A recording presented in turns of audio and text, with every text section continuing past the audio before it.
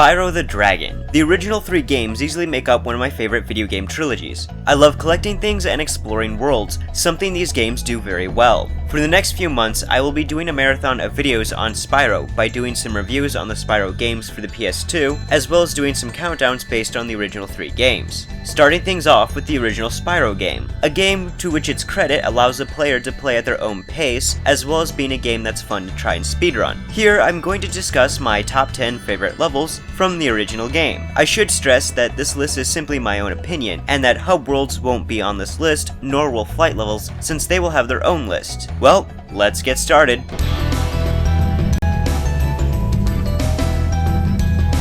To start off our list, we have a very short level, Town Square. There are a few things I really like about this level, such as the colors used in the level, and its rather calming atmosphere. It also has a bit of a Spain feel to it, with the Matador enemies and the rather cool bull enemies. Plus, there's even an invincibility glitch that can be activated by the use of these enemies. The level is not that hard because 1, it's an early level, and 2, it's a small and enclosed level. Despite that, I still like this level and find it to be one of the rather more memorable ones.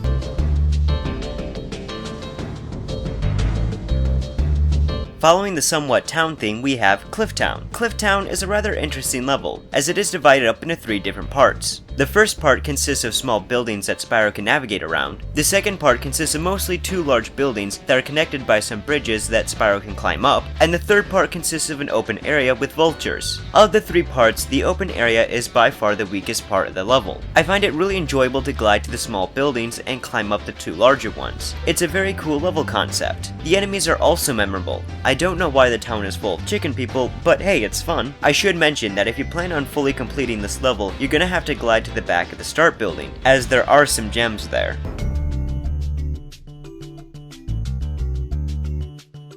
High Caves is a rather interesting level. It has aspects from other levels such as moving platforms, metal destroying breath, and charge boosters. In this level, you'll have to dodge tornadoes from wizards and time your jumps on moving platforms in the shortest part of the level. Another part consists of large open caves where Spyro must kill metal bugs with either his super breath or a supercharge. The last part of the level consists of using your supercharge to get you to small narrow caves that you can then further explore. This is also the only area in the game where if you fail a jump, you will be saved by fairies, which might make things easier, but it also prevents you from going through a bunch of lives, so I'm okay with it. In the end, like I said earlier, it's an interesting level that's fun to play.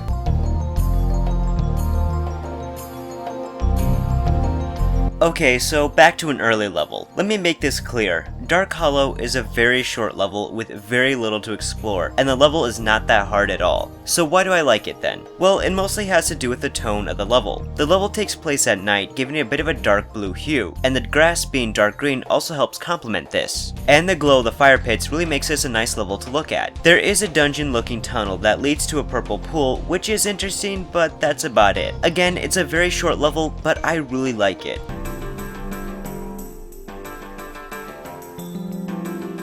Of all the boss levels in the game, Metalhead is the only one that I really like. The level starts off with Spyro taking out enemies thrown at him as he heads to Metalhead's tower. It's a fun opening section, and again, I should mention that for those of you who want to fully complete this level, you're going to have to keep your eyes open for a hidden opening that leads to the lower tower within this area. Once you reach his tower, you must face Metalhead himself, and to do so, you must take out his small poles. Yes, it's quite easy, but I still find it to be fun. You take on Metalhead first in his tower, and then in an open area with an acid pool and acid waterfall. While fully completing this level when you don't know what to do can be frustrating, this is still by far the most entertaining boss level in the game.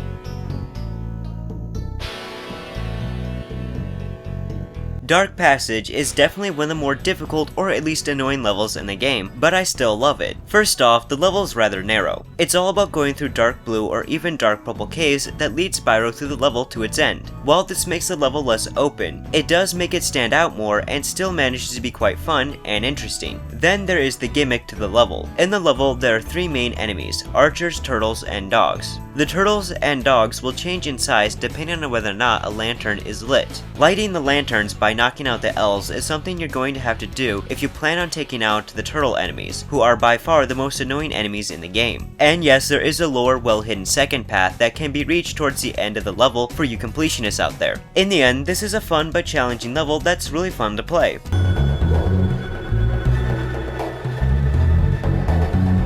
Okay, I'll admit that I have a bit of a bias for ice and snow levels. The reason for me really liking Ice Cavern mostly has to do with the theme of the level, consisting of frozen over buildings combined with ice caverns. In the level, you can navigate through an old building that seems to have become part of a large glacier, and this will lead you to the end of the level. However, you can find a second path that leads you through frozen caves, with some of them having a glow from purple water down below. Thankfully, there aren't any ice physics in the level, allowing the level to take advantage of some of the nice gliding sections. The enemies are also quite memorable, with them mostly being dressed in snow gear and some on skis as well as throwing snowballs. It's a fun level with a cool theme, and it's fun to explore, and it's one I really enjoy.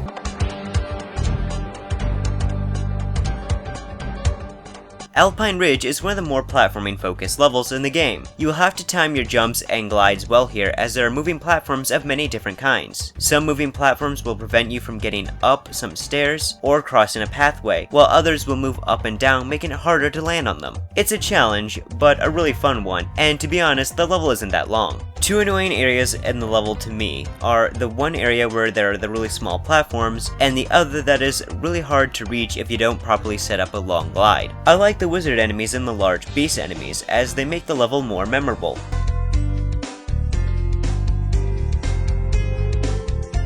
Much like Dark Passage, Lofty Castle has a gimmick to it as well. The gimmick to this level is saving fairies. The level centers around a large castle with floating platforms around it. In most of the level, you will be gliding to different platforms, taking out floating enemies, and freeing fairies from cages. By freeing fairies, they will activate gliding boosts to help Spyro get further through the level, in order to reach the end of the level. In all honesty, there isn't too much to explore in the level, and the castle mostly just leads to an optional section that requires some good gliding skills. Despite this, I really enjoy the level, as the gimmick is rather unique and very memorable to the level.